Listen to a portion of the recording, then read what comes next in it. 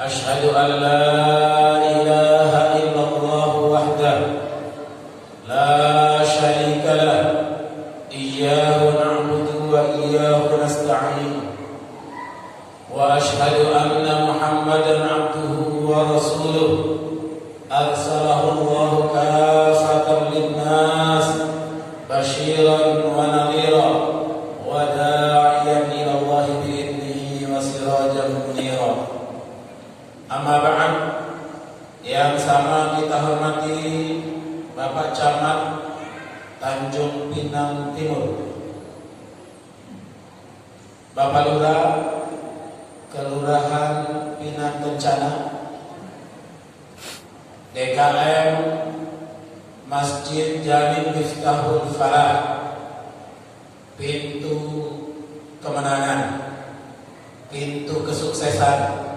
Mudah-mudahan semua jamaahnya, semua pemakmurnya, semua yang aktif sholat di dalamnya, insya Allah dibukakan pintu kemenangan dan kesuksesan oleh Allah Subhanahu wa Ta'ala. Amin. Harapan amin. Sahabat saya, orang tua, sesepuh, mantan lurah, pernah jadi lurah di sini, harusnya tidak boleh pensiun. Jadi harus besok punya tugas baru supaya masjid Jami Al-Falah yang katanya 7 tahun belum rampung-rampung, biar segera rampung. Setuju? Kita doakan insya Allah selalu sehat. Karena tadi ternyata azan Isya, saya dengar rasa-rasanya kok saya kenal suaranya. Ternyata Pak Lurah, mantan Pak Lurah Pinang Kencana, suaranya masih dahsyat. Maka begitu diminta saya imam, tadi saya malu kalau suara saya tidak seindah suara mantan Pak Lurah kita. Masya Allah, tabarakallah. Para hujjaj, para tokoh, para alim ulama, para sesepuh, ibu-ibu, bapak-bapak, adik-adik, anak-anak sekalian, jamaah peringatan Nuzulul Quran Masjid Jami Miftahul Falah yang insya Allah dimuliakan oleh Allah Subhanahu wa Ta'ala. Alhamdulillah, kita bersyukur kepada Allah, bersyukur atas segenap nikmat dan karunia-Nya, bersyukur atas semua anugerah terbaiknya yang kita semua, baik yang sadar kemudian kita syukuri maupun yang belum kita sadari, itu bagian dari nikmat Allah, sehingga kita perlu berusaha mensyukurinya. Mudah-mudahan dimudahkan oleh Allah, diberi kekuatan, diberi kemampuan oleh Allah untuk mensyukurinya sekecil apapun nikmat itu. Karena kadang kita merasa bahwa apa yang kita peroleh, apa yang kita raih, apa yang kita dapatkan di dunia ini hasil usaha kita, hasil jeripaya kita, sehingga lupa bersyukur kepada Allah. Mudah-mudahan dengan terus hadir di majelis seperti ini, kita terus meningkatkan kesyukuran kita kepada Allah Subhanahu wa Ta'ala. Amin ya rabbal alamin. Salawat dan salam kita doakan semoga Allah sampaikan selalu buat Nabi kita Muhammad sallallahu alaihi wasallam, Ar-Rasulul Azim, Nabi yang mulia, yang telah diutus oleh Allah membawa ajaran yang hak, ajaran yang sempurna dan paripurna, ajaran yang utuh dan lengkap, ajaran yang mengatur urusan kita dari soal yang paling kecil sampai urusan internasional, dari hal yang sepele kepada semua urusan yang kadang-kadang kita tidak menduga dan menyangkanya.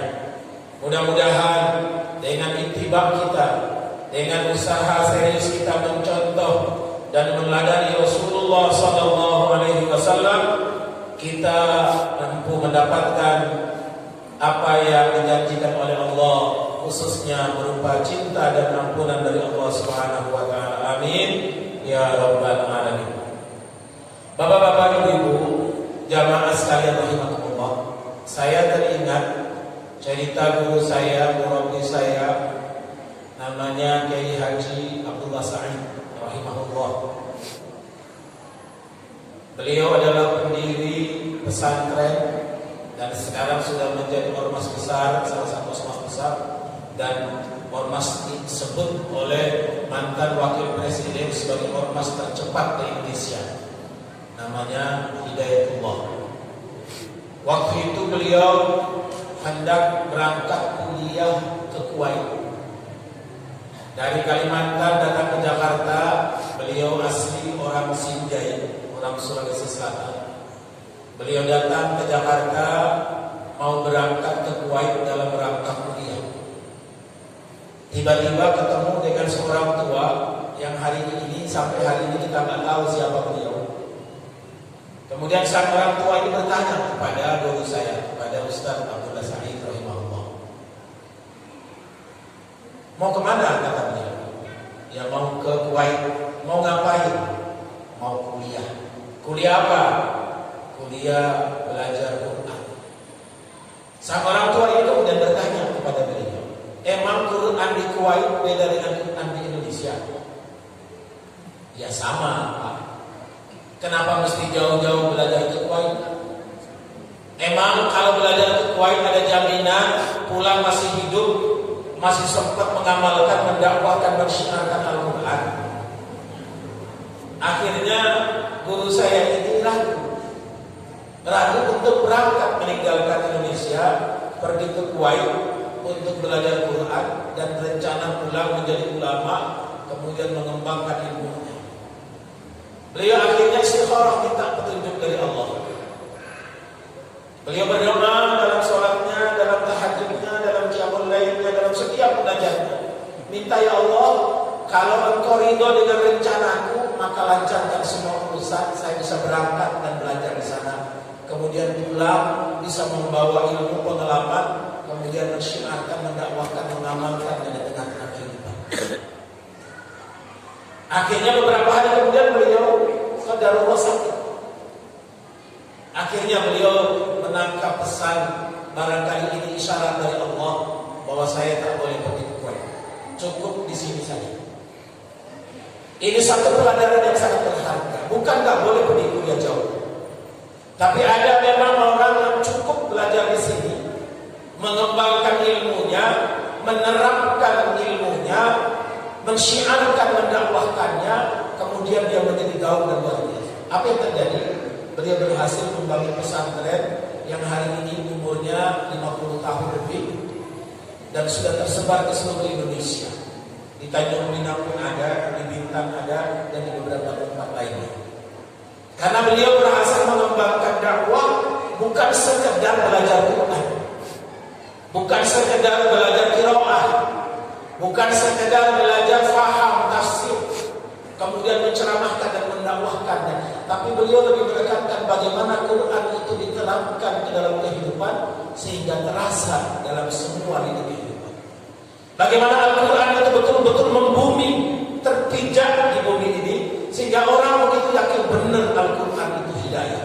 Apalagi ayat yang dibacakan oleh ananda kita, Syahrul Ramadan alladzi unzila fihi al-Quran hudan lin-nas wa bayyinatin minal huda wal furqan. Bulan Ramadan, bulan yang di dalamnya Allah turunkan Al-Quran. Untuk apa Quran? Hudan lin-nas. Quran itu diturunkan oleh Allah the guidance for all.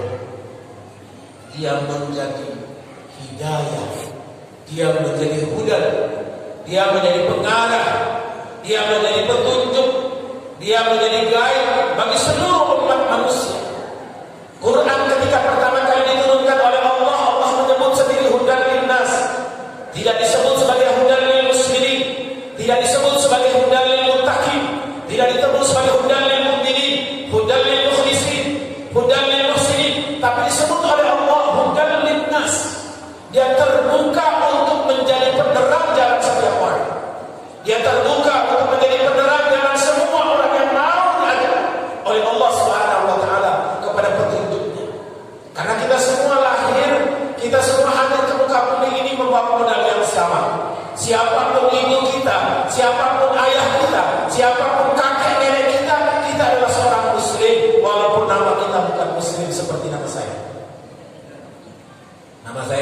sendirian, Ahmad Bukhari Muslim. Itu sendirian namanya.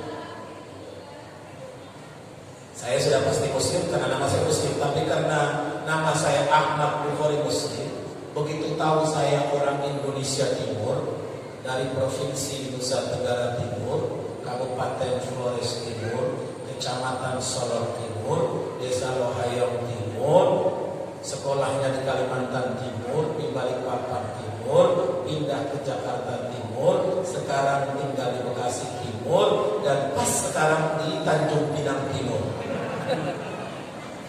Lengkap banget. Orang suka tanya, Ustaz maaf ya, karena biasanya orang Timur itu ya banyakkan non Muslim, ya. Tapi alhamdulillah kakek saya itu sudah Muslim. Alhamdulillah walaupun kita lahir di tengah komunitas yang minoritas, tapi alhamdulillah desa kita 100% Muslim. Kalau kecamatan mayoritas Muslim, kalau kabupaten memang kecil, provinsi yang lain. Sehingga orang sekarang, tapi kita semua lahir punya modal yang sama, karena sudah diberi oleh Allah, disumpah setia oleh Allah. Allah menganugerah kita sebagai hamba Allah yang sudah diberi hidayah Islam.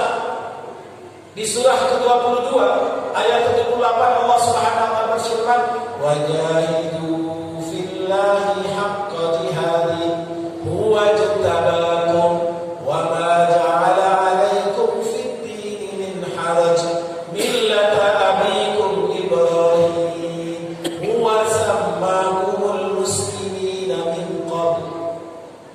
Dan bersungguh-sungguhlah di jalan Allah dan berjihadlah di jalan Allah, seriuslah di jalan Allah.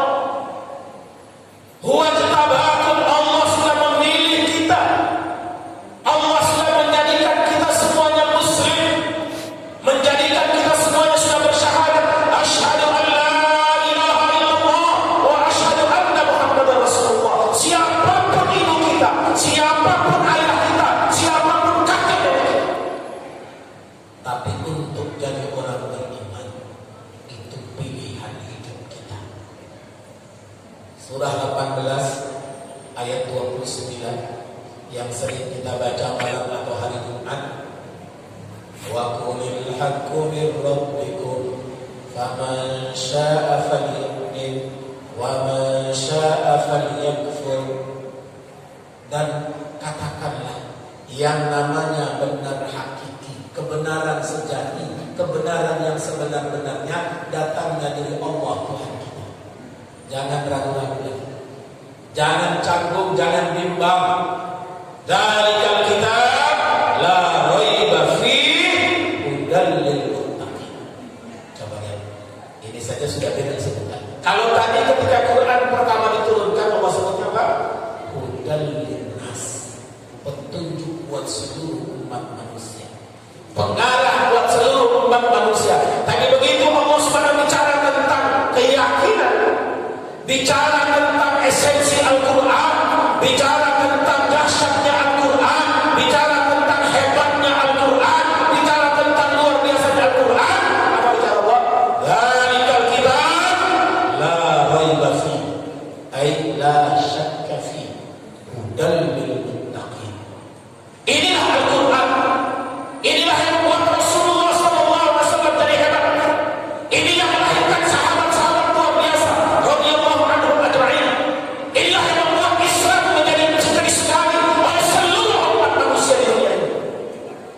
Inilah yang membuat Islam menjadi indah di mata siapapun. La raiba fihi, tidak ada keraguan di dalamnya. Dan lil muttaqin, dia menjadi pengarah untuk orang-orang yang bertakwa. Naik level. Jadi kalau awak masih levelnya Islam biasa-biasa saja, Islam ya kata orang biasa-biasa aja lah Ustaz. Islam yang biasa-biasa saja luar biasa.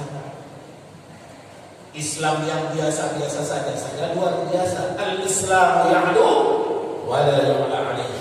Islam itu tinggi, Islam itu hebat, Islam itu luar biasa. La yu'la alaihi. Jangan ada yang pernah menyamakan Islam dengan agama lain. Apalagi kemudian berkecil hati,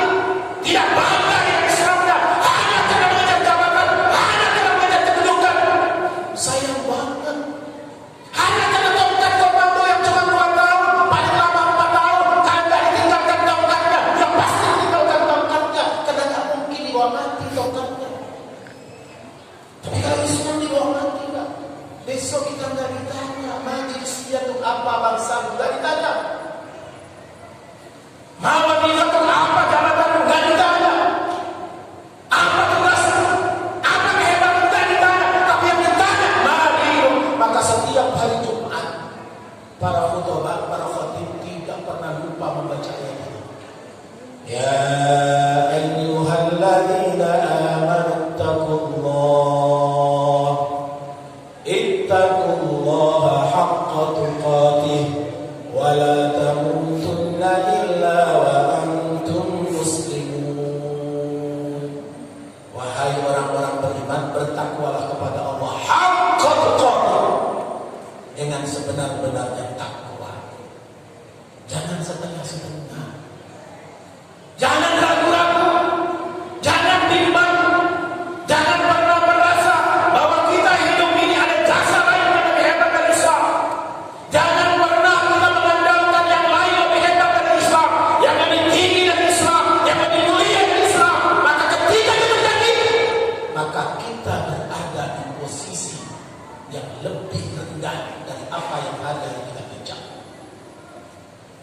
Apa yang hari-hari kita injak, apa yang hari-hari kita ada di atasnya.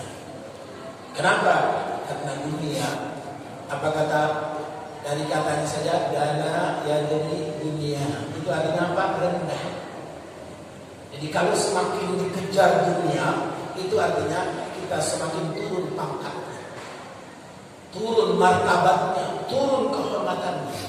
Kenapa? Dunia itu kata Quran, ya'lamu annamal hayatud dunya la'ibun wa lahun wa zinah wa tafakhurun bainakum wa takathurun fil amwali wal awlad kamathali ghaythin a'jabal kuffara nabatuhu thumma yahiju fatarahu musfarra thumma yakunu hutama wa fil akhirati 'adabun shadid wa maghfiratun minallahi wa ridwan wa mal hayatud dunya illa mata'ul ghurur. Ketahuilah, kata Quran, annamal hayatud dunya la'ib. Ketahuilah bahwa dunia ini cuma permainan. Kemarin preman di pasar, sekarang sudah jadi anggota DPR. Kemarin tukang mebel, sekarang sudah jadi presiden. Ya kan? Kemarin calon di pelabuhan, sekarang sudah jadi wali kota. Gak usah heran, kenapa? Dunia ini cuma permainan. Siapa yang memegang kendali permainan, dia yang ada di atas. Apakah sudah pasti diridai Allah? Belum tentu. Fir'aun pernah berkuasa luar biasa, tapi apakah Allah ridho dengan Fir'aun? Enggak. Fir'aun berkuasa lama, berarti Allah ridho dengan dia? Belum tentu.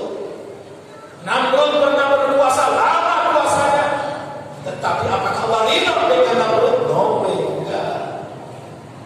Saya pernah naik gunung namanya Yamso di Swiss, tingginya itu 5.754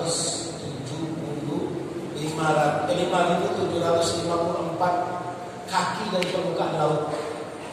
Waktu kami di atas sholat duhur itu Pak, wudhunya menggigil karena dinginnya minus 25 derajat. Saya pikir ke Tanjung Pinang dingin, bukan saya pakai jas. Ternyata anget-angetnya. Tapi insya Allah jamaah Masjid Miftahul Falah wajahnya sejuk-sejuk, wajahnya ahlul jannah insya Allah, amin. Wajahnya calon-calon penghuni surga. Siapa yang mau masuk surga? Ibu, siapa yang mau masuk surga? Yang mau masuk surga sekarang? Enggak ada yang ngangkat? Hah? Enggak ada yang berani sekarang? Masya Allah. Enggak jaminan. Begitu di atas ada museum. Museum itu isinya, salah satu isinya adalah nama-nama orang yang membangun museum itu, membangun tempat sehingga orang bisa mudah Yang nggak kuat naik gunung pun jatuh. Orang pikir karena saya naik di atas, dipikirkan pernah mendaki gunung setinggi itu. Enggak, naiknya pakai kereta. Jalannya cuma sedikit. Tapi dinginnya luar biasa, Masya Allah. Di atas itu ada museum tertulis nama orang-orang lengkap dengan tanggal lahir dan tanggal meninggalnya. Umurnya rata-rata 30-an. Yang tertua 36 umurnya. Saya bilang kepada teman-teman yang ikut itu, Pak, Bu, lihat, ini contoh bahwa kalau orang tidak beriman, penghargaannya cuma sampai di sini, nggak lebih. Orang kalau tidak beriman kepada Allah, tidak beriman dengan Al-Quran, tidak beriman dengan hari kiamat, tidak beriman dengan Rasulullah SAW dan para nabi yang lain, tidak beriman dengan kitab-kitab sebelumnya, maka dia sampainya cuma dunia. Punya nama besar, punya peninggalan hebat, dikenal semua orang, disebut semua orang, tapi sampai di mana? Cukup sampai di dunia. Innal ladzina kafaru a'malahum kasarabin biqi'ah. Sesungguhnya orang-orang kafir itu, kalau kafir nggak boleh, sesungguhnya orang-orang non-muslim itu. Karena katanya jangan nyebut kafir lah, nah enak kafir. Padahal kafir itu kan sudah bahasa yang sangat halus. Bahasa Quran itu sudah sangat halus. Wahai orang-orang yang menyembunyikan imannya. Kan enak itu. Daripada dibilang wahai orang-orang yang tidak beriman, kan enak kemana? Yang menyembunyikan imannya atau tidak beriman? Kalau menyembunyikan masih ada. Kalau tidak beriman itu enggak beriman namanya. Dan terlepaslah itu biarlah ahli bahasa yang punya cara menjelaskan dan memberi penjelasan terbaik.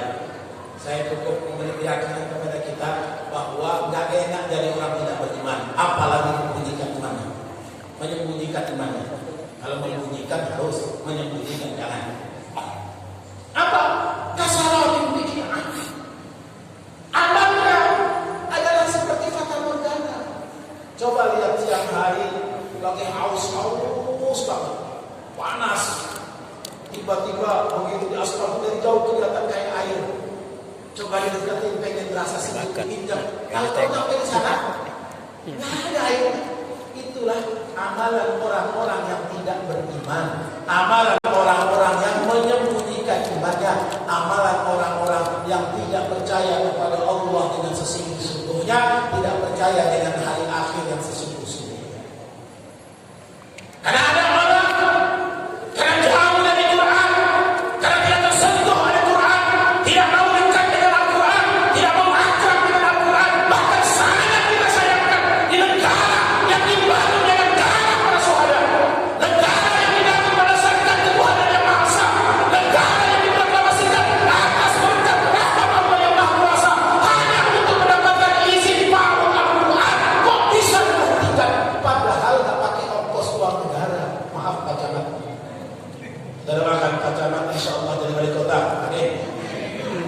naik jadi gubernur, amin, masih muda soal. Bisa jadi supaya satu saat orang Tanjung Pinang bisa jadi presiden, amin.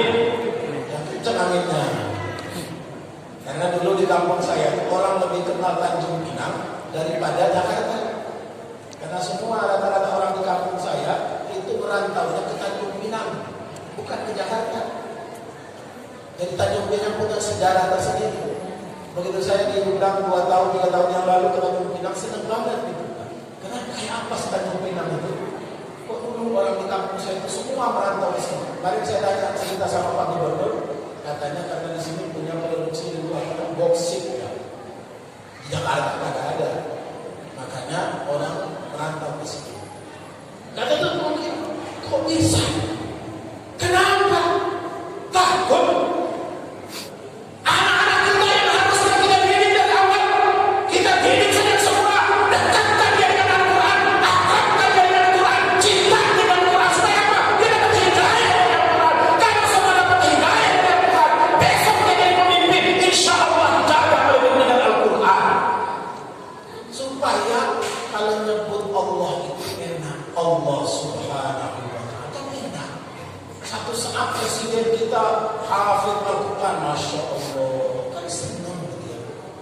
Nyebut assalamualaikumnya fasih, pembukaannya fasih. Kan enak. Daripada nyebut la haula wala quwwata illa billah aja susah. La haula wala quwwata. Nyebut Allah Subhanahu wa taala ribet, gimana enggak ribet. Sama akhirat kagak percaya. Makanya kita butuh Al-Quran, inilah yang membimbing kita. Al-Quran yang mengantarkan kita. Al-Quran memberikan pencerahan kepada hidup kita. Gak ada yang lain. Bahkan Al-Quran memberikan kita jalan tuntunan yang benar. Al-Quran yahdi lillati hiya aqwam.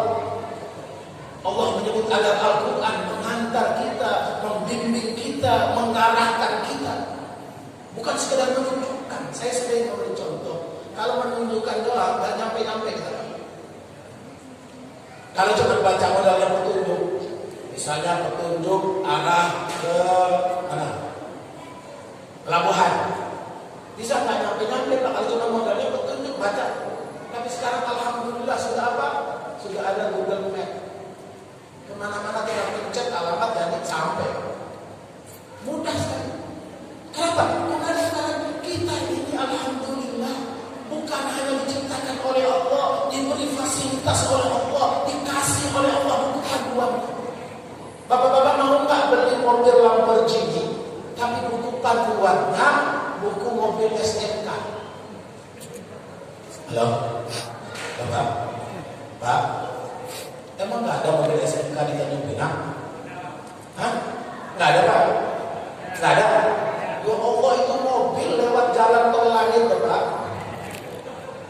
Karena dia lewat jalan tol langit, akhirnya nyampe di langit, agak turun-turun. Maka mobilnya gak kelihatan di bumi. Gak akan mau. Mobil Lamborghini itu mahal, mewah, elit, cuma pelit. Kenapa isinya cuma 2 orang? Ya kan? Cuma 2 orang isinya. Tapi kan gak mungkin Bapak punya mobil mewah dikasih panduan mobil SMK. Nggak mau pastinya. Kenapa? Karena itu pasti nggak cocok. Kita ini dikasih hidup oleh Allah, dikasih buku panduan oleh Allah. Buku panduan apa? Al-Quran. Al-Quran. Bahkan akhlaknya Rasulullah ketika ditanya kepada Ummuna Aisyah radhiyallahu anha, ya Ummuna Aisyah, ma khuluqun nabi? Apa akhlaknya Rasulullah? Apa jawab beliau? Akhlaknya Rasulullah SAW adalah Al-Quran. Wa innaka ala khuluqin azim. Sungguh engkau adalah benar-benar berakhlak mulia, berakhlak agung. Dari mana akhlaknya? Dari Al-Quran. Makanya Bapak Ibu, Quran itu tidak diturunkan oleh Allah buat sekedar kita ngumpulin pahala. Saya ulangi, Al-Quran tidak diturunkan oleh Allah buat kita sekedar ngumpulin pahala. Kalau kita baca Al-Quran, sudah pasti dapat pahala.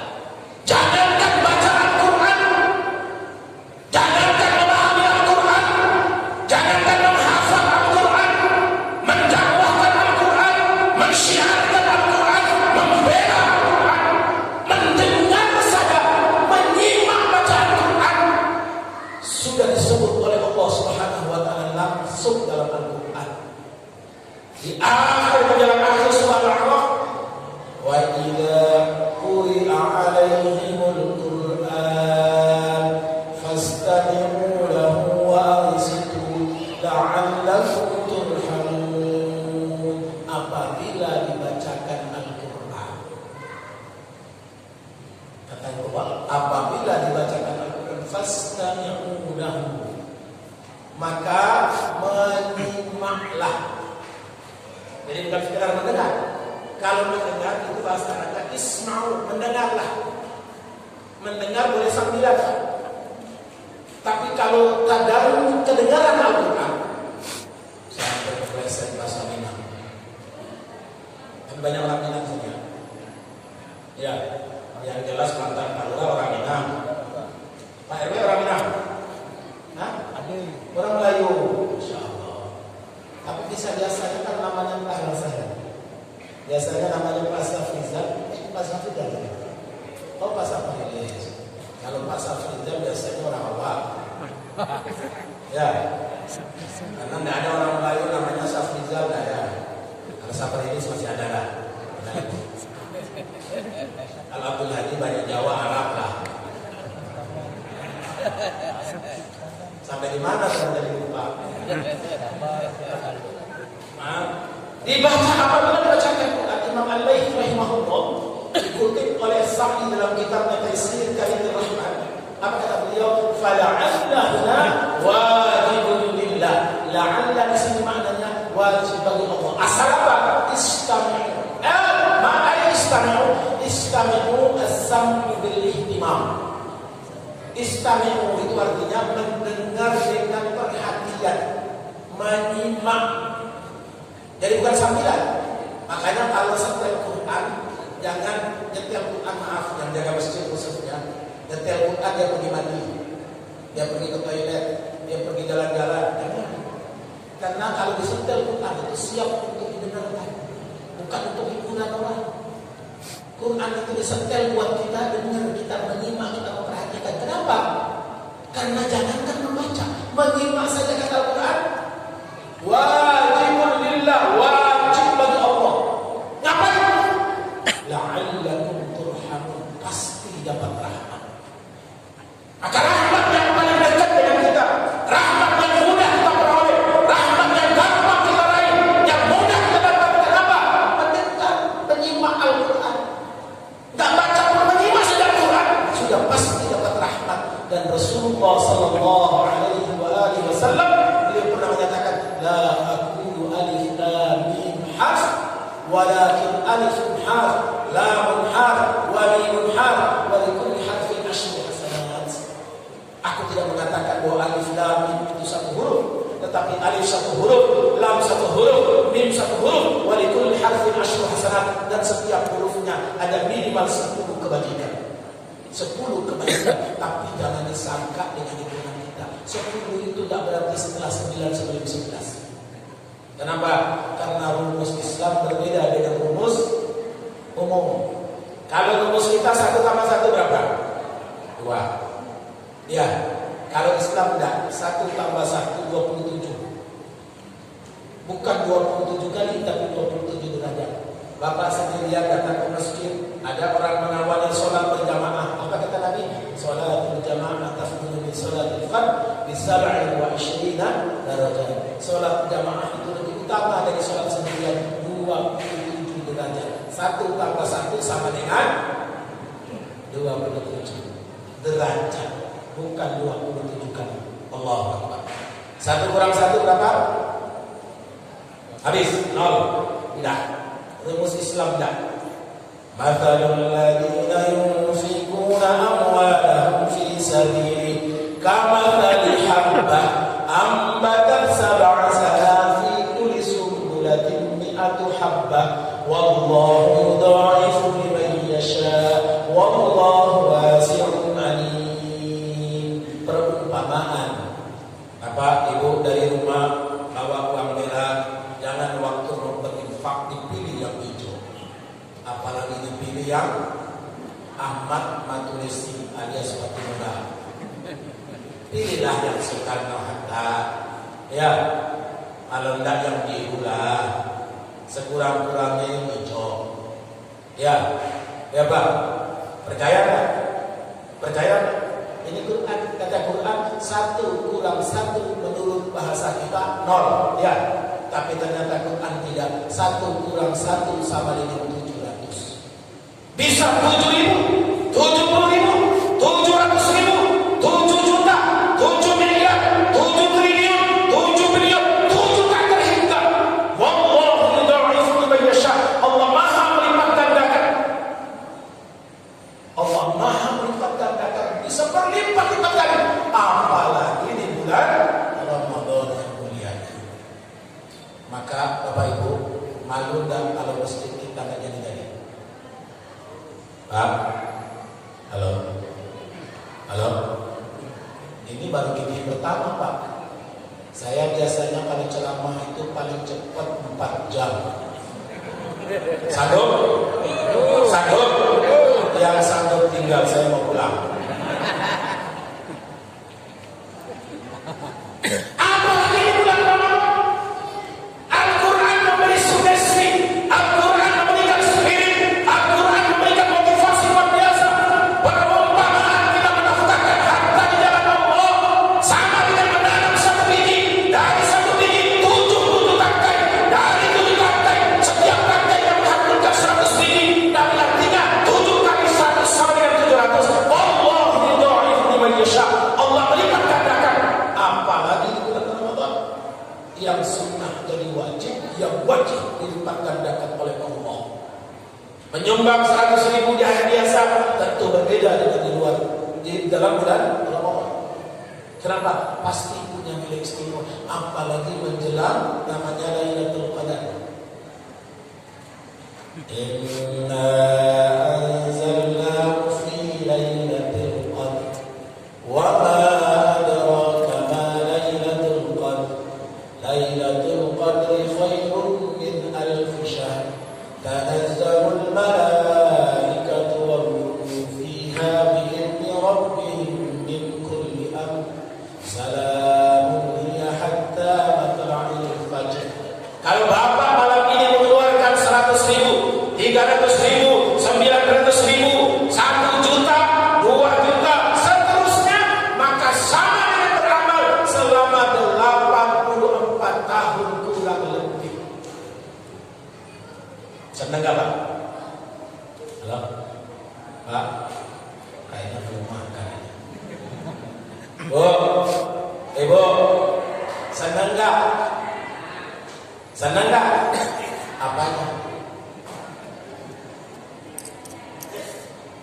Kita diberi motivasi oleh Allah luar biasa. Motivasi Quran. Ini bukan janji kampanye, Pak. Kalau janji kampanye hari ini bilang A, besok bisa C. Waktu belum jadi, Pak, Masya Allah, nomor handphone dibagi ke 10 peserta, dibagi seluruh jamaah, ketemu di pasar dikasih, ketemu di mall dikasih, ketemu di pantai dikasih, ketemu di gunung dikasih. Begitu sudah jadi langsung bertukar nomornya.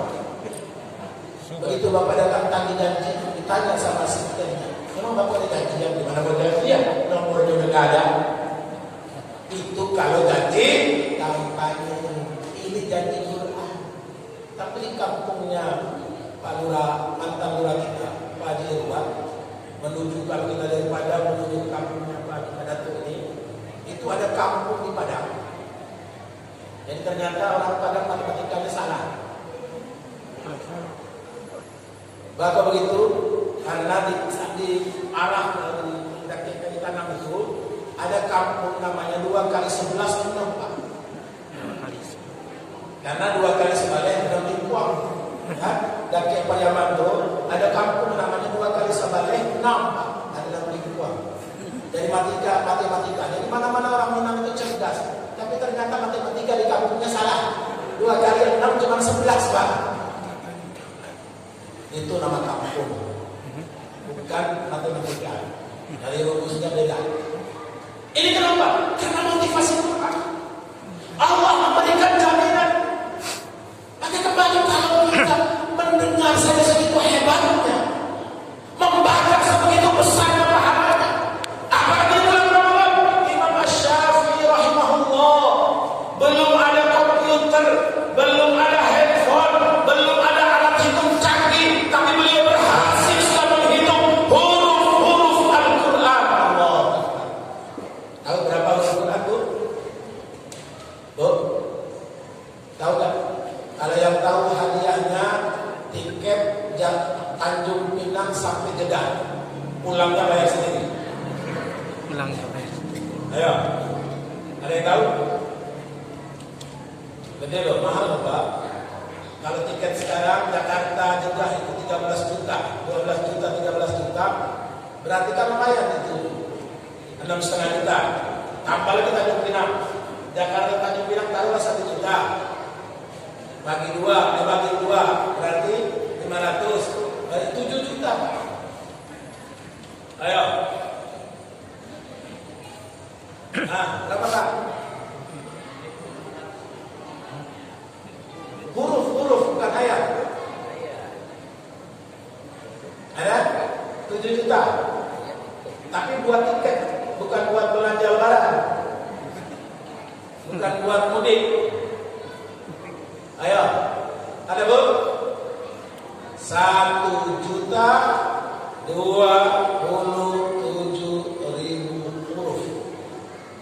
Jadi Al-Quran itu jumlahnya 1.027.000 huruf. Kalau kita bisa khatam Quran di bulan Ramadan, itu artinya kita mengumpulkan 1.027.000 minimal kali 10. Minimal kali 10, Pak. Apa lagi kalian menghatam hanya berulang-ulang? Kalau di pesantren Hidayatullah di Jakarta, kalau sejak 3-4 malam yang lalu sholat qiyamul lailnya baca 1,5 juz.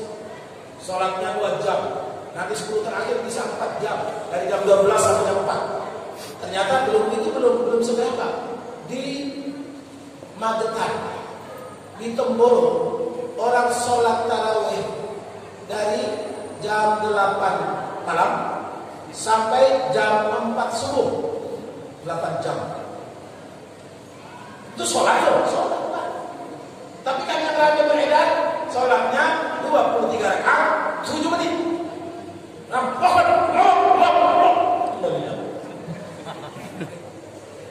Kita tadi secepat-cepatnya aja kan, setengah jam lebih. Ya. Apalagi kita masih mengumpulkan membaca Quran.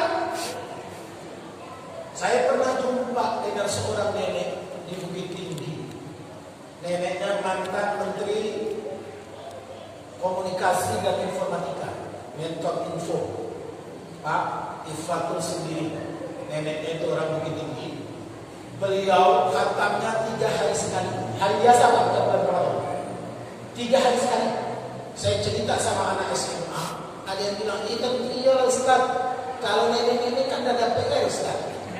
Jangan salah, beliau ini masih menjual di pasar, masih menggadai di pasar atas Bukit Tinggi. Tapi berhasil bisa baca Quran 3 hari sekali khatam. Saya tanya kepada beliau, Mbak caranya bisa 3 hari sekali khatam? Gimana caranya 3 hari sekali khatam? Beliau dengan santai menjawab, gampang aja. Quran itu 30 juz. Kalau bagi 3, 10 juz. 10 juz itu udah berat. Kenapa? Karena 10 juz bagi 5. Kok bagi 5? Iya, sholatnya 5 waktu.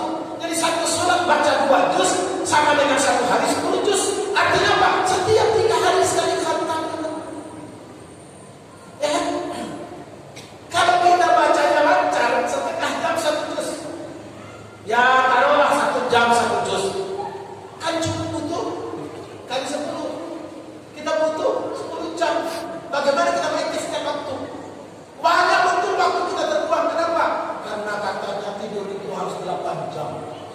Saya tanya sama dokter, teman saya dokter ahli. Beliau, emang benar ada kalau tidur itu 8 jam? Ternyata enggak. Saya sehari tidur enggak pernah lebih dari 4 jam. Tapi bisa tetap sehat. Dan yang ikut saya gak ada yang kuat. Karena sudah tidurnya kurang, makannya jarang. Tapi kok dokter? Iya, mungkin. Karena dulu kata teman saya dokter, karena dulu waktu di pesantren sering makan mie. Jadi belarnya baru sekarang.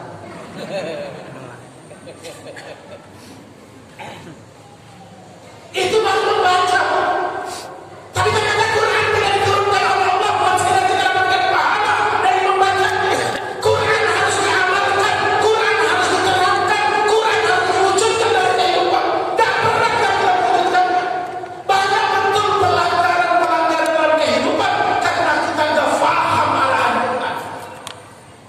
Banyak betul yang terjadi dalam kehidupan karena kita tidak mengerti apa yang ditunjukkan oleh Allah dalam Al-Quran itu. Karena mungkin Bapak Ibu rajin baca, rajin khatam. Tapi coba saya mau tanya, ada nggak yang pernah khatam membaca terjemah Al-Quran? Ada Pak? Ada Pak? Berat. Al-Quran itu memang wahyu Allah. Makanya setan gak suka kita tahu apa isinya. Al-Quran itu hidayah Allah, petunjuk Allah. Makanya setan gak mau kita mengerti apa isinya. Kita tahu apa yang terkandung di dalamnya. Kita faham kemana arahnya. Setan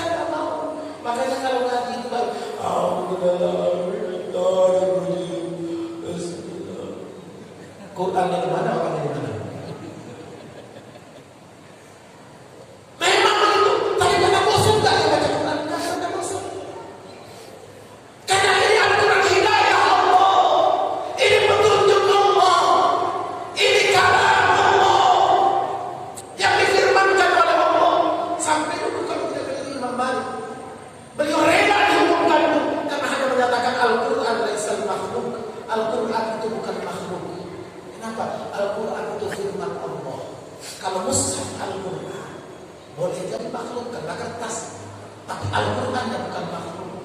Maka pernah ada dosen yang begitu dia bawa lembaran Quran di bawah mushaf, kemudian dia sobek, dia injak, marah mahasiswa.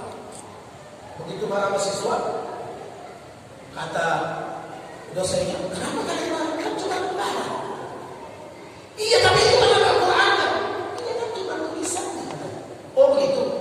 Begitu dia bilang, dosennya bilang begitu, anak itu langsung buka sepatunya, dihantam ke kepalanya profesornya, kepala dosennya. Kenapa kepala dosen? Iya kan Pak, cuma kepala bapak, bukan bapak Pak. Kan saya hantam cuma kepala bapak, bukan bapak. Kalaupun saya injak nggak apa-apa, kan cuma kepala bapak, bukan bapak yang saya injak. Baru dia sadar.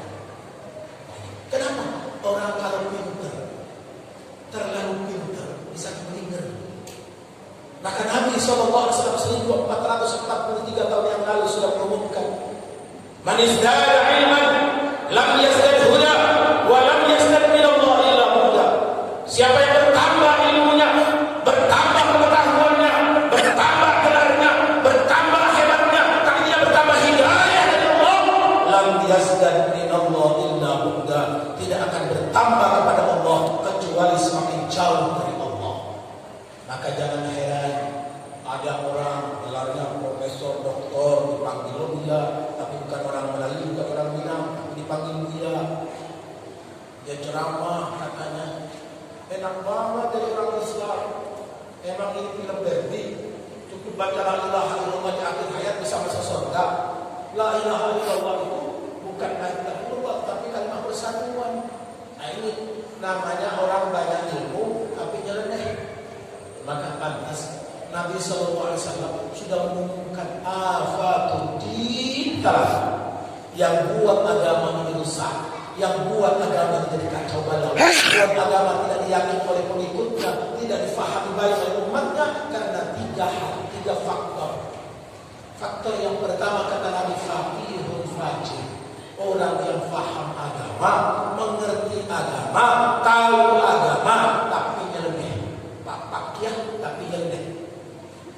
Orang paham agama, ngerti agama, belajar agama, kuliah agama, sekolah agama, punya pondok, punya kampus, tetapi nyeleneh belok. Kenapa? Karena fulus, karena dolar, karena yuan, karena euro. Bisa berubah Pak. Kalau itu bisa berubah. Saya tadi bilang sahabat saya Pak Deseno yang jemput saya tadi, saya ikut yang pusing-pusing. Ternyata kacamatanya sudah berubah ukuran. Makanya kalau baru pakai begini kelihatannya. Ternyata tadi pergi ke optik diperiksa betul. Yang tadinya 0 sudah jadi 1,75. Yang jadinya 2 sudah naik jadi 2,5. Bisa berubah, pantasan pusing. Tapi kalau bawa baca Quran nggak pernah pusing. Masya Allah. Kaki saya jalan pakai tongkat, tapi sholat nggak pernah. Mau 8 rakaat, mau 23 rakaat, mau 36 rakaat kayak di Madinah di Mekah. 10 hari terakhir, saja. Tapi kalau jalan jauh, terasa kayak mau jatuh. Tapi sholat nggak terasa. Allah Akbar. Ini karunia Allah. Nah, kebaliknya, Al-Quran tidak diturunkan oleh Allah buat supaya kita ngumpulin pahala. Untuk kita amalkan, kita praktekkan, kita jalankan lagi. Bagaimana cara kita menjalankan? Kita harus belajar. Aduh Ustaz, kami udah tua, gimana belajarnya? Umur boleh panjang, hidup boleh lama, tapi hidup yang sesungguhnya adalah hidup yang bermakna. Jangan merasa Pak, kalau sekarang Bapak umur 70 tahun merasa sudah tua, belum Pak. Di Jeddah ada orang umur 67 tahun, pensiunan dari kerjaannya, dia jadi sopir taksi di Jeddah. Jadi sopir taksi. Begitu jadi sopir taksi, dia setel Quran. Dia mulai menghafal Quran. Setiap penumpang naik dia tanya, boleh nggak saya setel lagi? Katanya boleh, dia lanjutkan. Kalau nggak dilanjutkan. Ternyata apa? 3 tahun kemudian dia hafal Al-Quran. Allah. Jadi nggak ada yang nggak mungkin. Baru-baru di Sulawesi, di pesantren Darus Istiqomah, ada nenek-nenek umur 71 tahun ini sudah bersama cucunya umur 12 tahun, 13 tahun.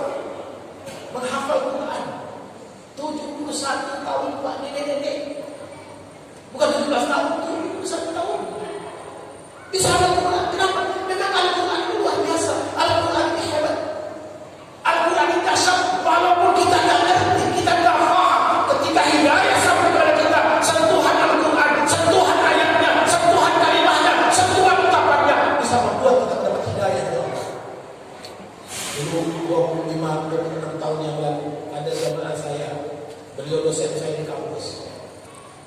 Beliau waktu itu kedudukannya staf ahli menteri. Dulu, kalau sekarang kadang-kadang staf ahli menteri aja kita nggak kenal. Dulu saya hafal Pak, bukan hanya menteri, gubernur provinsi, 22 provinsi saya hafal lagi. Saya hafal misalnya Provinsi Riau, apa saja daerahnya yang punya ini, punya itu, hafal Pak. Dulu, ini kan masuk Riau dulu. Provinsi Riau, di Tanjung Pinang ada Pusing, ada ini, ada di Belitung, ada ini, hafal kita Pak. Sampai gubernur-gubernurnya namanya kita hafal. Sekarang jangankan gubernurnya, wakil presidennya kita lupa. Ada menteri, saya memang dia menteri ya? Lupa kita. Karena nggak saya baca dulu itu namanya menteri, Masya Allah, walaupun nggak paham-paham amat. Karena pada menteri zaman Pak Harto, dia pergi ke satu pesantren. Bayangkan, begitu dikenalkan Pak Menteri ini santri kami, alhamdulillah sudah hafal 30 juz. Kata menteri, oh bagus, nak tambah lagi ya. Pak Kiainya bingung, Pak, ini sudah 30 juz, Pak, mau ditambah berapa lagi, Pak? Bayangkan, nggak tahu, Pak. Cukup sudah Quran 30 juz sudah tahu, apalagi dirunut lagi. Berapa surah, tambah nggak tahu. Berapa huruf, berapa ayat, lebih nggak tahu lagi. Berapa huruf, tambah nggak tahu. Ini 30 juz nggak tahu. Tapi hebat itu. Jago-jago luar biasa. Karyanya pun hebat itu. Sekarang jangankan staf ahli menteri, kita kagaknya. Jadi kembali ke tadi. Dosen saya ini asisten menteri pertanian. Beliau sejak SMP keluar dari kampung, SMA di luar negeri, sampai jadi doktor di Amerika. Sehingga lupa, nggak pernah ngaji lagi. Dan saya nggak tahu, baru tahunya begitu kami ada di Yaman waktu itu. Ada di Yaman, habis sholat subuh di satu masjid. Karena setiap satu tempat kami memilih hotel harus dekat dengan masjid. Alhamdulillah. Jadi kami sholat subuh kurang lebih 800-900 meter dari hotel. Rakaat pertama imam, kami di sebelah kiri saya, kemudian satu orang, kemudian bapak beliau profesor. Imam membaca surah Al-Hadid ayat yang pertama sampai 11. Rakaat kedua beliau melanjutkan ayat ke-12 dan seterusnya. Begitu selesai membaca ayat yang ke-16, sang profesor itu jatuh Pak, pingsan, jatuh. Kemudian selesai sholat, kami menyadarkan beliau ulang sholat subuhnya. Beliau tanya kepada saya, ayat apa yang dibaca oleh imam tadi Ustaz? Saya tanya, kenapa Prof? Saya merasa seperti Allah menegur saya. Saya merasa seperti Allah mengingatkan saya. Saya tanya lagi, emang Prof mengerti apa isinya? Enggak. Tapi saya merasakan getaran itu. Saya merasakan sentuhan itu. Saya merasakan tentunya keras sekali, maka di gelap mata saya pingsan. Saya kemudian tanya lagi, saya bilang, Pak Prof, andaikan saya nanti juga begitu, saya mungkin belum jadi ustaz. Karena kalau kita tahu kapan kita meninggal, misalnya 90 tahun baru meninggal, nanti 80 tahun, 11 bulan, 27 hari, baru tobat. Kan lumayan 3 hari. Tapi kan kita tidak tahu, apakah bapak-bapak ibu duluan meninggal saya belakangan, atau saya belakangan bapak-bapak ibu duluan. Pokoknya kita meninggal. Akhirnya begitu pula sampai di hotel, saya kemudian menerjemahkan ayatnya. Beliau menangis sejadi-jadi, menangis sejadi-jadi, sampai anaknya, istrinya, semua cucunya tanya, kenapa Prof? Kenapa Papi? Kenapa? Bapak? Ternyata beliau betul-betul dapat hidayah, padahal tidak paham. Itulah hebatnya Quran. Apa bunyi ayatnya? Alam ya'ni lilladzina amanu an takhsha'a qulubuhum li dzikrillah wa ma nazala minal haqqi wa la yakunu kalladzina utul kitab wa la yakunu kalladzina utul kitab min qabl fatala 'alaihimul amad فقست قلوبهم وكثير منهم فاسقون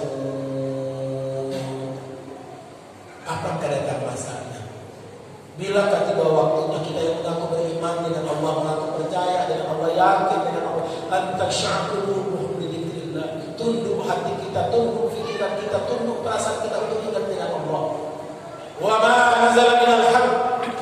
Banyaknya kebenaran yang disebutkan oleh Allah, kebenaran yang ditampilkan oleh Allah, kebenaran yang diperlihatkan oleh Allah, bahkan wa fi anfusikum, pada diri kita sendiri. Coba Pak, banyak orang gak bangun subuh padahal bulu matanya gak berani. Tapi berapa banyak orang yang kalah waktu subuh tak sanggup mengangkat bulu matanya. Padahal berapa beratnya mau kita? Gak berani.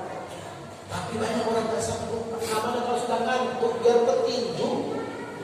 Kata orang Ambon sing ada lawan. Saya pernah khutbah Jumat di satu masjid besar di Jakarta. Persis di bawah mimbar ada orang ngorok Pak. Saya dengar ada bunyi kayak orang ngorok. Beneran Pak, persis di bawah mimbar ada orang ngorok. Padahal suara saya begini menggelepar, begini menggelegar, sebegini kencang. Nggak ada orang bisa ngorok Pak. Kenapa? Karena nggak sanggup nahan bulu matanya. Bulu matanya nggak seberapa berat. Wa fi anfusikum. Gimana kita melawan Allah? Bagaimana kita melawan malaikat-malaikatnya? Bagaimana melawan kekuasaan Allah? Nggak mungkin. Jadi dunia ini kita cuma diberi kesempatan oleh Allah untuk hidup untuk apa? Untuk memakmurkan bumi dengan arahan dan bimbingan Allah. Allah tak membatasi urusan dunia kita.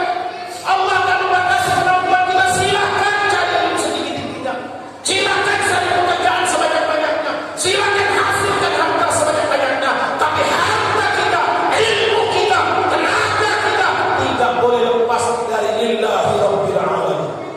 Yang kita sudah berkomitmen berjanji dengan Allah sejak kita bangun tidur. Alhamdulillahilladzi ahyana ba'da ma amatana wa ilaihi nusyur. Kiai Haji Ahmad Dahlan tiap ceramah bacanya Al-Ma'mun, tiap ceramah bacanya Al-Ma'mun, tiap ceramah bacanya Al-Ma'mun. Sampai-sampai ada satunya nanya, Pak Yai, dari kemarin, bulan lalu, tahun lalu kita ngaji Al-Ma'mun, Al-Ma'mun, Al-Ma'mun lagi, Al-Ma'mun lagi. Kapan kita ayat? Kata Kiai Ahmad Dahlan, Al-Ma'munnya jadi amalkan belum? Karena Al-Ma'mun itu keras Pak. Ar-ra'aital ladzi yukadzibu bid-din. Tahukah siapa pedusta agama? Yang beragama tapi bohong-bohongan, beragama tapi cuma tampang luarnya. Fadzalika alladzi yad'u al-yatim. Itulah yang tidak peduli dengan anak yatim. Wala yahuddu ala ta'amil miskin. Yang tidak mau memberikan orang miskin. Fawailun lil musallin. Enggak ada gunanya salat. Allah tak sebutkan pendusta agama yang tak hadirnya. Pendusta agama yang tidak bayar zakat, tidak. Pendusta agama yang tidak sholat belum. Yang disebut pertama dulu apa? Yad'ul yatim, yang menghardik anak yatim. Urusannya sosial, urusannya kemasyarakatan, urusannya keumatan, urusannya kekeluargaan. Wala yahuddu ala dalam tafsir disebut al-ihtimam, perhatian. Pantaskan Nabi mengatakan man lam yahtamma bi amri muslimin falaysa minhum. Siapa yang tidak peduli dengan urusan kaum muslimin, dia bukan bagian dari orang Islam. Maka kepedulian kita kepada kehidupan nantinya kita sudah mengamalkan Quran. Omong kosong kita hafal Quran, omong kosong kita mengaji Quran, omong kosong kita bermajlis dengan majlis Quran, kita belajar tafsir Quran, tapi kita tidak peduli dengan kehidupan kita. Kita tidak peduli dengan kebencian yang terjadi. Kita tidak peduli dengan kesebenarnya yang selalu terjadi. Kita tidak peduli dengan kemutadzaliman yang makin menjadi-jadi. Kiai Haji Ahmad Dahlan itu pendiri Muhammadiyah, orang terkaya di dunia hari ini. Kenapa terkaya? Punya rumah sakit beratus-ratus, punya sekolah beribu-ribu, punya pesantren beratus-ratus, punya rumah sakit gak tanggung-tanggung, punya perwakilan sampai luar negeri, kaya beliau, tapi gak pernah anak keturunnya mengklaim Indonesia punya dia, apalagi seorang itu. Kiai Haji Hasyim Asy'ari dengan tanda tangannya resolusi jihad menghasilkan perlawanan 10 November yang membuat beliau bertakbir Allahu Akbar melawan revolusi penjajah, tetapi anak cucunya tidak pernah merasa punya Indonesia, apalagi sekuasa yang mengatur Indonesia. Tapi hari ini ada orang gak jelas keturunan siapa,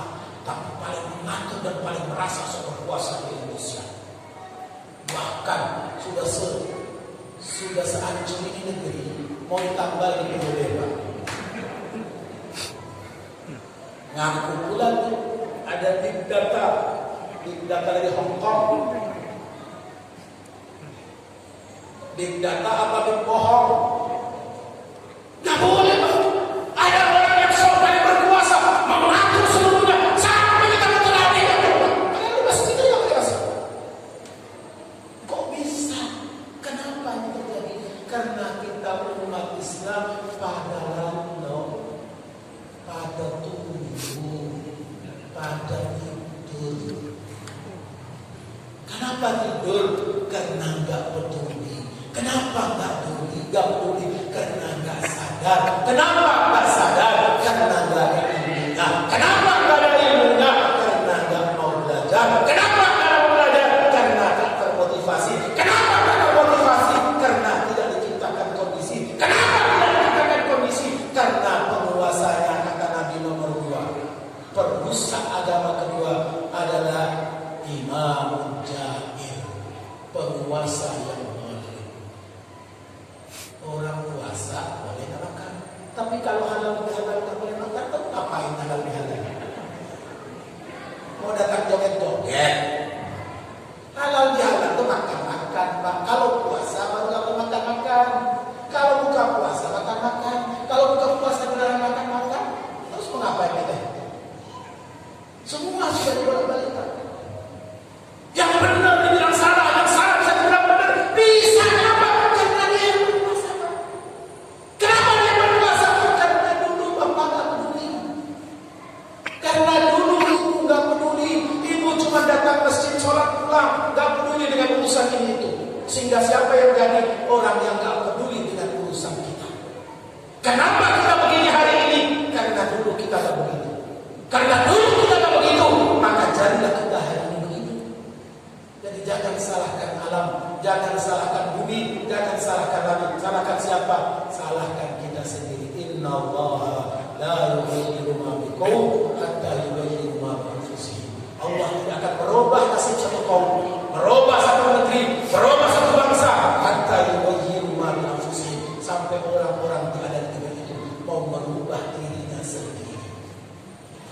Bukan mesti misalnya karena orang Tanjung Pinang, bupati, wali kotanya harus orang Tanjung Pinang, nggak mesti tak. Buktinya apa? Sekarang bupati orang Bugis, apa wali kotanya orang Bugis? Bu Rahman. Saya kenal sama Ulayarham Basyarul. 3 tahun lalu saya datang, dia masih ada. Beliau meninggal. Nggak mesti tak. Nggak mesti bikin mati orang Tanjung Pinang, itu nggak mesti orang Tanjung Pinang. Tapi mau berubah Tanjung Pinang, orang Tanjung Pinang yang harus berubah. Gimana cara berubahnya? Kita mulai dari diri sendiri. Kita perbaiki diri kita masing-masing, tidak binasa. Kita mulai memperbaiki diri kita sendiri. Kalau kita berhasil memperbaiki diri kita masing-masing, insya Allah perubahan yang besar dihadirkan oleh Allah. Itulah janji Al-Quran, bukan janji kampanye. Jadi kalau besok ada orang datang mau jadi wali kota Tanjung Pinang, mau jadi anggota DPRD 1, DPRD 2, DPRD DKI, jadi bupati, jadi gubernur, jadi apa saja, datang ke masjid, sumpah masjid. Setuju? Setuju? Sumpah. Kalau dia berbohong dengan janjinya, dia kualat, dia hancur dirinya. Supaya apa? Orang nggak mudah berjanji. Karena janji itu apa? Yang susah itu memenuhi janji. Janji orang yang susah itu merubah janji. Cuma kadang-kadang kita ini Pak, saya misalnya diundang ke tempat Ustaz ceramah tentang insya Allah. Jangan insya Allah Ustaz pasti Ustaz mau bikin sepatu insya Allah. Jangan insya Allah Ustaz pasti ya. Ya pasti itu insya Allah Pak. Tapi kenapa ke orang nggak mau insya Allah? Karena biasanya insya Allah tidak jadi Pak. Ya. Karena biasanya pada Al-Quran mengajarkan la taqulanna li syai'in fa'ilun dzalika wada illa an yasha Allah. Jangan sekali-kali berjanji besok untuk melakukan ini, melakukan itu kecuali mengatakan insya Allah. Makanya Pak,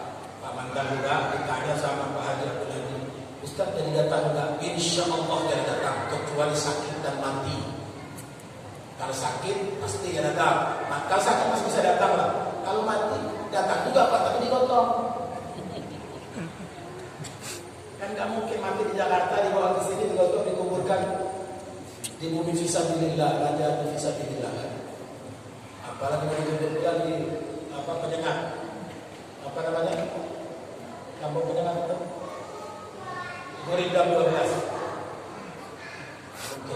Maka marilah kita jadikan momentum nuzul Quran untuk kita kembali Quran. Ngapain? Kita baca Quran, kita kaji Quran, kita fahami Quran, kita amalkan Quran. Ada perintah Quran luar biasa yang melahirkan kekuatan dahsyat, kekuatan super, kekuatan hebat, tapi kita belum amalkan. Contohnya apa? Surah Al-Muzammil. Ada 6 jimat, kalau istilah di Islam itu ada 6 jimat dalam surah Al-Muzammil itu. Apa saja jimatnya? Ya ayyuhal muzammil qumil laila illa qalila nisfahu aw inqus minhu qalila aw zid 'alaihi wa rattilil qur'ana tartila. Dan lanjutan ayat. Wahai orang-orang yang berselingkuh, wahai yang lagi bingung masalah, wahai yang lagi banyak persoalan, wahai yang bingung dengan hidupnya, qumil laila illa qalila, bangunlah di tengah malam walaupun cuma sedikit. Sekarang kita sudah bangun sahur, ternyata di TV filmnya, sinetronnya, acaranya, alhamdulillah, cuma ketawa di TV. Kadang-kadang yang isi acara pun gak jelas. Kalau laki jelas, kalau meninggal almarhum, perempuan meninggal almarhumah. Kalau tidak perempuan meninggal apa? Aluminium. Kan repot usaha. Padahal waktu sahur di Quran diajarkan supaya kita wal mustaghfirina bil ashar wa bil ashari hum yastaghfirun. Di waktu sahur itu waktunya kita beristighfar, bukan ketawa ke TV. Waktunya kita memohon ampun kepada Allah.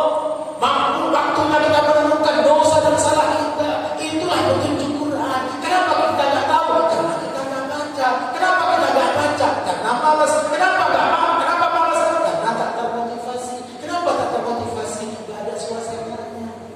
Kenapa Ramadan Bapak semangat sekali terawih walaupun rakaatnya panjang 11 rakaat? Kenapa Pak? Karena ada suasana. Padahal di luar bulan Ramadan banyak orang sholat asar lewat, subuh dan tentu. Tapi begitu Ramadan paling depan terawih Pak. Bahkan sejak maghrib sujudahnya udah dipasang. Tapi apa? Itulah suasana Quran. Itulah suasana Ramadan yang dihadirkan, diciptakan oleh Allah, membuat kita apa? Melahirkan kebaikan-kebaikan. Mudah-mudahan kita semuanya diberkahi oleh Allah Subhanahu wa taala. Lewat momentum nuzul Quran ini kita mampu melahirkan dan menghadirkan sesuatu yang baru dalam hidup kita untuk kembali membuka lembaran-lembaran Al-Quran. Jangan cukup membaca ayat-ayatnya, baca juga terjemahnya. Usahakan di rumah-rumah kita selain ada mushafnya, ada pula terjemah Quran. Syukur-syukur kalau ada tafsirnya. Sekarang tafsir itu sudah lebih murah daripada handphone kita. Rata-rata handphone bapak-bapak itu 2 jutaan. Tafsir itu 1,5 juta, bahkan ada 1 juta. Boleh dicicil pula itu belinya Pak. Maka milikilah itu untuk apa? Kita baca. Kalau nggak baca, anak kita baca. Nggak anak kita baca, cucu kita baca. Supaya apa? Besok kita dipertemukan oleh Allah. Kalau surga kita lebih mahal, insya Allah anak cucu kita ikut kita. Kalau anak kita lebih masuk surga, kita akan ikutan oleh Allah dengan anak kita. Kalau ternyata cucu kita besok yang lebih bagus surganya, maka kita akan ikutkan dan digabungkan oleh Allah Subhanahu wa taala dengan surganya yang paling tinggi dan paling mulia serta paling mewah dan istimewa itu. Insyaallah. Innal ladzina amanu wattaba'atuhum dzurriyyatuhum bil iman fa alhaqnahum. Sungguh orang-orang beriman itu jika diikuti oleh anak cucunya yang beriman, maka Allah akan pertemukan dia dengan anak cucunya, dengan kakek neneknya yang lebih tinggi surganya di hadapan Allah. Itulah dalam tafsir yang disebut oleh Ibnu Mas'ud radhiyallahu anhu. Mudah-mudahan sekali lagi momentum nuzul Quran ini kita jadikan momentum untuk kembali kepada Al-Quran, menjadikan Al-Quran menjadi hidayah, menjadi gaya kita untuk kita meretas makhluk kita, membuka kita, mencerahkan masa depan kita, kebaikan kita dan kebaikan anak cucu kita. Insya Allah kita tidak bisa mewariskan iman, kita tidak bisa mewariskan Islam, tapi yang kita wariskan adalah tanaman kebaikan, tanaman sedekah yang kita berikan contoh teladannya pada anak-anak cucu kita. Insya Allah. Barangkali inilah yang dapat disampaikan pada kesempatan malam hari ini. Mudah-mudahan ada guna dan manfaatnya. Insya Allah. Semua yang benar datang dari Allah dan Rasulnya, jangan ragu-ragu. Yang keliru dan salah dari saya juga dari syaitan. Allah kita berlindung kepada Allah dari godaan syaitan yang terkutuk. Sampai jumpa besok pagi di Masjid Al-Uswah subuh. Mudah-mudahan bisa hadir di Masjid Al-Uswah subuh di Batu berapa itu? Batu 10. Ya masjidnya mantan muda kita Pak Haji Irwan. Insya Allah kita doakan beliau nanti tidak.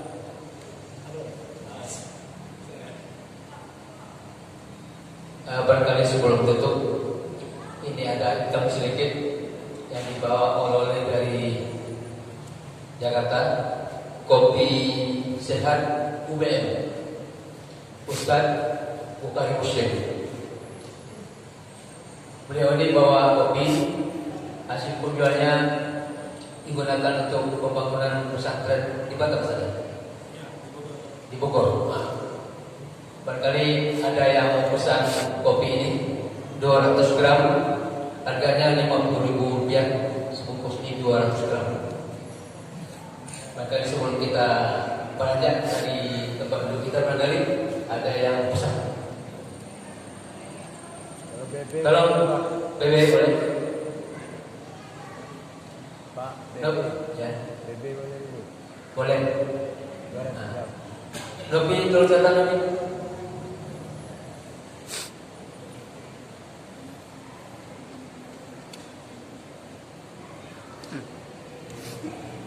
Pak Dani, berapa? Satu bungkus. 200 gram aja, Pak. Full. Iya, satu bungkus di 50. Ya. Bentar, cetak. 200. 50.000. Tunggu. Baik sekarang mari kita tutup dulu, berdoa kepada Allah. Mudah-mudahan Allah senantiasa memberikan hidayah dan rahmat kepada kita. Sebelumnya kita bersenandung dengan senandung Quran. Allahumma arhamna bil Quran waj'alhu lana imaman wa nuran wa hudan wa rahmah. Allahumma dhakkirna minhu ma nasina wa 'allimna minhu ma jahilna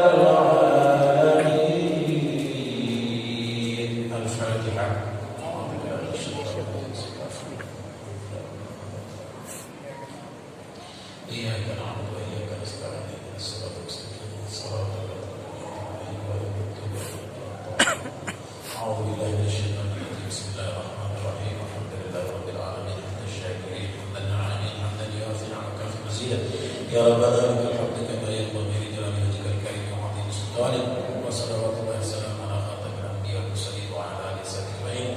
Allahumma ighfir lana wa li walidina warhamhum kama rabbawna shighara wa li jami'il muslimin wal muslimat wal mu'minin wal mu'minat al ahya'i minhum wal amwat wa tasawwuf Allahumma ij'alna min ahli al-Qur'an. Allahumma ij'alna min ahli al-Qur'an. Allahumma ij'alna min ahli al-Qur'an wa rabi'a qulubina. Allahumma rabbana zalamna anfusana wa in lam taghfir lana wa tarhamna lanakunanna minal khasirin. Allahumma inna nas'aluka al-huda wal tuqa wal 'afafa wal ghina.